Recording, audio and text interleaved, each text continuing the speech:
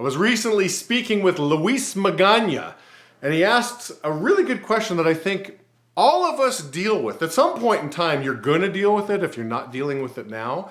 But the question was, hey, I'm feeling mentally drained, okay? I feel like I'm bringing low energy to work. So I know there's something wrong.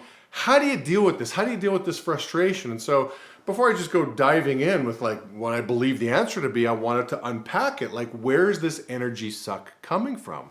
And so as I'm asking the questions and as I'm peeling the onion, sure enough, there are certain people in his business that are sucking the awesome out of him, as Gareth Roberts likes to say, suck the awesome out of you. And so, yeah, that's where the energy suck comes from. And if you think about it, we all have this natural filter in our lives, right? Think about it when your phone rings. There's some people you see their name on the screen and you're like, oh, I just got a text from this person, or this person's calling. Of course I want to pick up. And there's others that you see the name on the screen, you're like, ugh. Or even your body language, you start kind of melting a little bit. So again, some people are lifters, they bring the best out of you, and some people are leaners. Really, they lean on you, they bring the worst out of you. And so this is true. I mean, there are people that do this in our lives. And so that's kind of a tell that if you're going to work and it doesn't feel like play, it feels like work, and you're not excited to go to work, the question is, are you surrounded with great people? I mean, there's times in my career where, man, I wake up in the morning and it feels like I'm just going to play. Obviously, I'm loving the people in my business, and it's like, again, it doesn't feel like work at all. It feels effortless. And there's other times in my career, it's like, oh man, I gotta go to the office. And again, maybe I've got some suspect people in my business that need to be purged. They need to find something else to do, right? Not that they're bad people, maybe they're just a bad match for our business, right?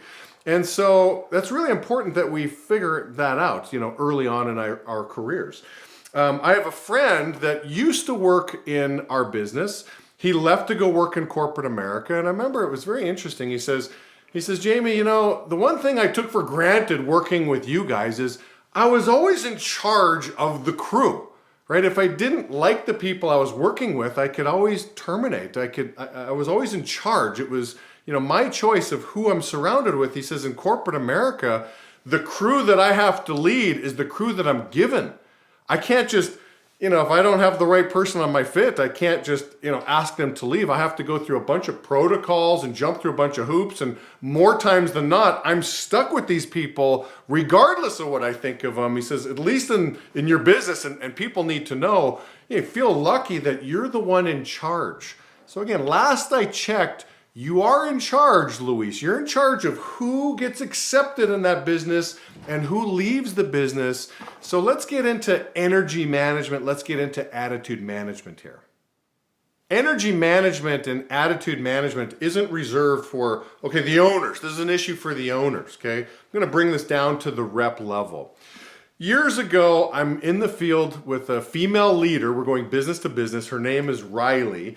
And we're going business to business, just working a team day. And so I remember going through this one area and I decided, okay, listen, you pitch and I'm going to kind of hang back a little bit. And I was shocked that, she's dealing with all kinds of harassment. And I think women, like in general, they got to deal with some stuff that guys just don't have to deal with. Like, just people weren't treating her with the respect that she should have been receiving.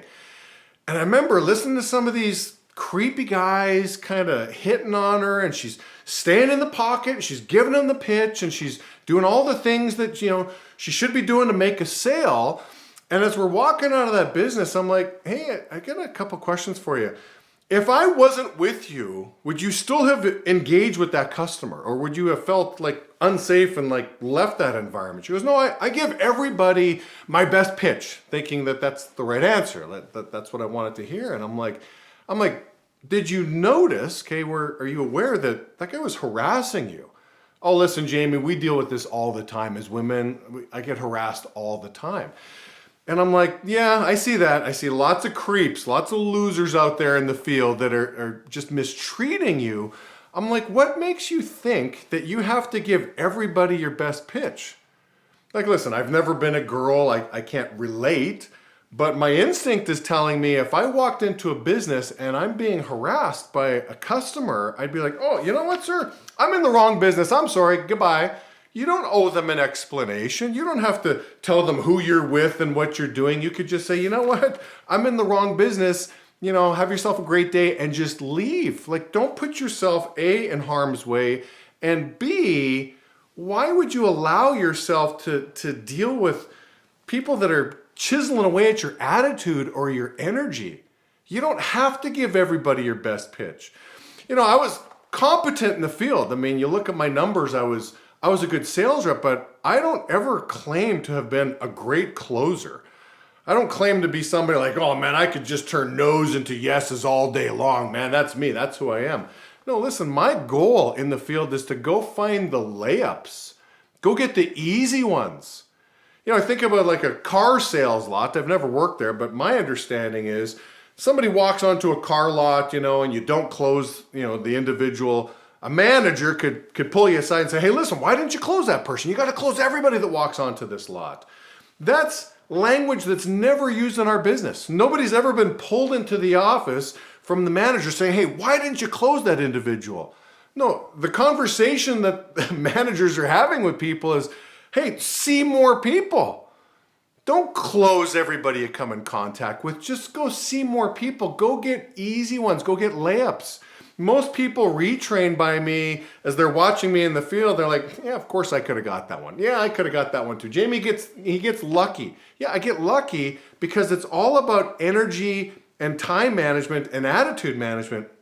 I don't waste my time with the energy sucks in the field, people that are going to compromise my attitude.